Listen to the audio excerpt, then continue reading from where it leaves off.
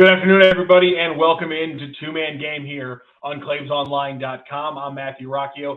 That's Bob Ramsey. We're here to talk a little basketball. Rammer, how you doing today, sir? It's a great day. A beautiful day in St. Louis. Got a little bit of needed rain. Everybody's happy unless you're a baseball fan. But we're not talking baseball. We're talking basketball, which makes me happy.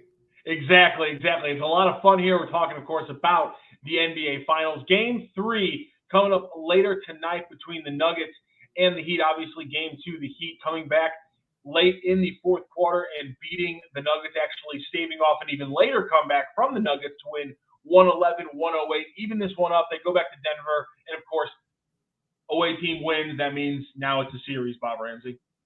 Yeah, it is. And we're going to break down things, and it's going to make us sound like the Nuggets suck, like their coach said in postgame. They lost by 3. Yeah. And that's another thing. I also think all the things he said, true. I agree with you. It's true. All those things were a disaster. You lost by 3. Yeah. I interrupted you. Go ahead. No, it was. I mean, it was a bad game, and there was a story today in the Washington Post where they went to lunch, or they went to dinner at one of the veterans' houses. I'm blanking on the name right now, and Jeff Green's house in Florida, and then they showed back up at the practice facility, and Mike Malone had 17 clips of their bad defense. And that's, how many of the 17 were Michael Porter Jr.? A fair amount of them. A fair amount of them, yes. And that's disappointing because we had just talked about how he was really showing a lot better for them late in the season into the playoffs, and how that was becoming a big part of their success. And then that kind of gets down to it. I like to talk about the complicated parts of defense, and we're going to talk about a little bit more about zone defense and a certain pick and roll defense, things that I've seen in these games. But kind of what you're saying, a lot of what you see from the Nuggets is kind of simplified. There was just it was crappy effort on the defensive end by a team in the second game of the finals, and that's just inexcusable. And I think that, again, I'm not trying to pick on Porter, as you know, from the two-man game shows we've done. I'm a big fan. Yeah. But I think here everything revolves around me. I think it proves my point. He's the X factor guy. Yeah. Remember, Marcus Smart was the X factor guy with the Celtics, I declared. And when he wasn't involved, they lost. Yeah. I think the same thing's going to happen here, even though I thought Miami did a great job on Murray. Do you agree with that? Yeah, I did think they doing. Yeah, I think they did a fantastic job on Murray. And I think I saw somebody. More Kevin Love kind of forced Aaron Gordon into a situation that opened up Jimmy Butler playing more on Jamal Murray, and so that kind of changed from Spoelstra, which is going to be where he wins this series in kind of the head game against Malone. That seemed to really help out in the Murray factor, and that was good for the Heat. And then you mentioned Kevin Love and some of the things they did. I didn't think a straight double team was going to work on Jokic. It did to a degree, but we know now it's up to Denver to adjust, and we'll see how they do. And I think they'll do it marvelously, even if it's just putting a boot in Porter's ass. And even if he just guards half the possessions he didn't guard, they'll win pretty handily. Yeah, I want to talk a little bit about this. And one thing, just right off the bat, tonight, the big change you got to look for, because they murdered the Nuggets in the pick and roll game on both sides of the court. They killed them. Bam and Jimmy, got what they wanted every time. They kept going to this empty side pick and roll, and they would just went to work on it every time. And it was usually when they would get the open threes, it was usually just completely crappy defense. And a lot of the times, the Heat shooters, the guys who eventually would make the shot, are just camping out on the wing and would just slowly just float into the perfect position because no one on the Denver defense is moving their feet. No one's getting their hands up. No one's playing proactive defense. Everyone's ball watching. No one's moving their feet. It was and not just bad defense by the Nuggets. I got to give credit. There was a lot of cutting by the other players on the Heat, and that's what opens those guys up. But I mean, it was credit to the Heat. But man, I can imagine that those 17 clips, was more like 30 or 40 in the end, because that's the amount of plays they got to fix if they want to win this one away against Miami. Because no, that's wrong, Rocc. They only got to fix 2 of those things, 2 plays. They only got to fix 2 plays. All right, fair enough.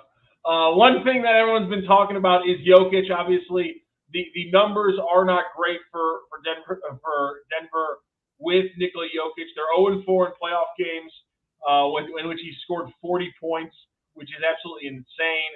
They were 7-13 in the regular season when he recorded 8 or fewer assists. He had 4 in Game 2. And so a big thing has been turning Nikola Jokic into a scorer. And Eric Spoelstra kind of jumped on Ramona Shelburne after Game 2. I thought this was a fascinating exchange between them. Take a listen. This is probably oversimplifying things, but sometimes when teams play against Jokic, you turn him into a scorer, you turn him into a passer, and he controls the game. He only had 4 assists tonight. Yeah, that's ridiculous. It's just that's the untrained eye that says something like that. This guy's an incredible player. Twice in 2 seasons, he's been the best player on this planet. You can't just say, oh, make him a scorer. That's not how they play. They have so many different actions that just get you compromised. We have to focus on what we do. We try to do things the hard way, and he requires you to do many things the hard way. He has our full respect. Your thoughts on I have great respect for Spoelstra. He's the best basketball coach in the NBA. He didn't have to be a dick. The question wasn't as dumb as he said. Yeah. The reporter then should have got pissy just like him and said, well, then how come he only had 4 fucking assists? Yeah, that's the thing. It's like what's a reporter supposed to do? Look, he doesn't want to give them bulletin board material or give away specifics of a game plan. I get it, but he didn't have to be a jackass. It was a reasonable, maybe you could have phrased it better or more technically. Probably not. Probably the reporter tried to set it up too much. Yeah. Jokic only had 4 assists. What'd you do? Leave it at that. And that's Ramona Shelburne. She knows her stuff. And so I was a little surprised that he hit her with the untrained eye comment. It's like, okay, their video bullshit. Okay, their video boy. Okay, their video boy. You pump the brakes there a little bit. But the facts of the matter are the Nuggets don't win when Jokic, in big games when Jokic is the big scorer and he's not giving it up. And the crazy part is it seems insane to talk about the Nuggets offense because they had an 124 offensive rating, which is 7 points higher than their league-leading regular season offense. And when you look at the numbers, they shot better from 3 than they did in the regular season. They shot better from the entire floor than they did in the regular season. So, this just comes down to the fact that they let the Heat rain from 3 on the other side. So, is the effort going to be there, or do we see some kind of move on the Nuggets side with Aaron Gordon, Contavious Caldwell-Pope, putting them on shooters in a more aggressive fashion? Do they bring up Jokic in their very passive drop to try to maybe cut away some of that action from Bam Adebayo on the pick and roll? That's going to be the interesting factor. Bam Adebayo has been incredible. We talked about how he's not going to win the defensive matchup, but he can hurt them on the other end, and he's done exactly that. He's really opened up the Heat offense. So really, it comes down to sometimes some simplified, if the Nuggets play their game with a little better defense, it's like you said, 3 or 4 plays go a different way. There's a good chance they can steal this one and flip it back to their advantage. Unfair because it's a team game, but if Porter gets a handful more rebounds and guards a couple more plays, they'll win easily. Now, here's the other thing. Back to the Jokic thing. if he scores 40 but only has 4 assists, numbers tell us, history tells us, they become a more beatable team. But it doesn't have to be dramatic. Can he take 10 less points, so 5 less shots, 6 or 8 more assists, and you can see by doing the math that translates to more points for the team. Mm-hmm. Exactly, and that's just how they go. And usually they're an offense that gets going and kind of gets scores in bunches. It's a game of runs, and the runs weren't there because they weren't hitting those back-breaking shots. Porter was 1 of 6, 3 or 4 of those of the 5 he missed were wide open. He hit wide open shots. The Nuggets didn't. If the Nuggets hit the same amount, the Heat are staring at a 5-point loss. And so, right now, if this was a game, they've slowed it down a little bit, and the under is actually like a good bet right now in this game. But still, I just think this game comes down to defense, and when the Heat actually stop the Nuggets offense, that's when that conversation starts. So I think this is, it's Nuggets -2.5 right now.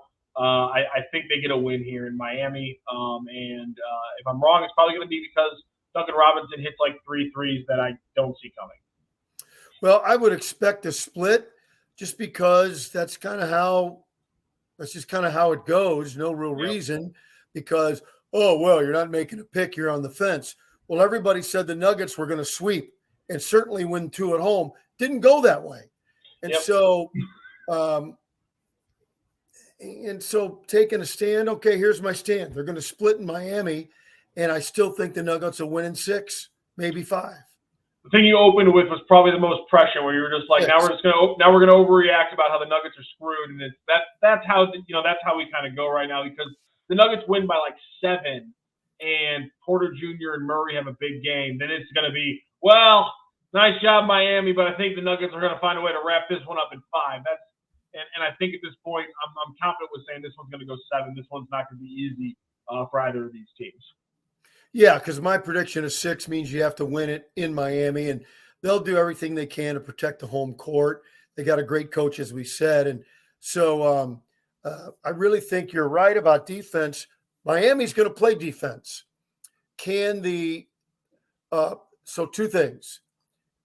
Can Jokic become a triple-double threat? Mm-hmm. And then 2, can Porter play both ends of the floor just a little bit better? That's going to be the big question. We're going to that wraps us up here on Two-Man Game. Before we go, I want to tell everybody about my friends over at Munganess St. Louis Acura. Again, doesn't matter if you bought your car there, you should be taking your car there. I had a thing where I pulled my phone out today, and I got on the website because I was just about to book a appointment because I turned on the AC in my car and I wasn't getting cold air, and I was like, I need a shot of Freon.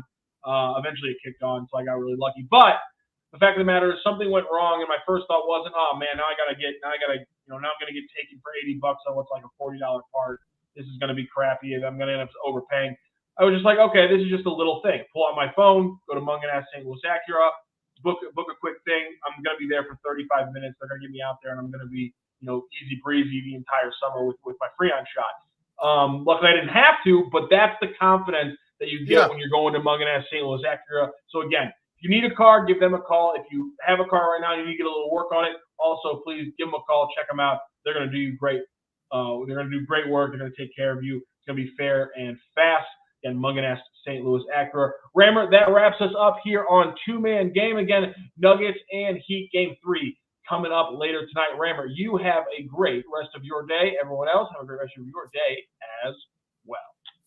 From our roots in St. Louis, Royal Banks of Missouri is branching out to continue serving you with our locations in St. Charles, Jerseyville, Granite City, and now in Hannibal, Center, and New London. Royal Banks of Missouri, the community bank in your community.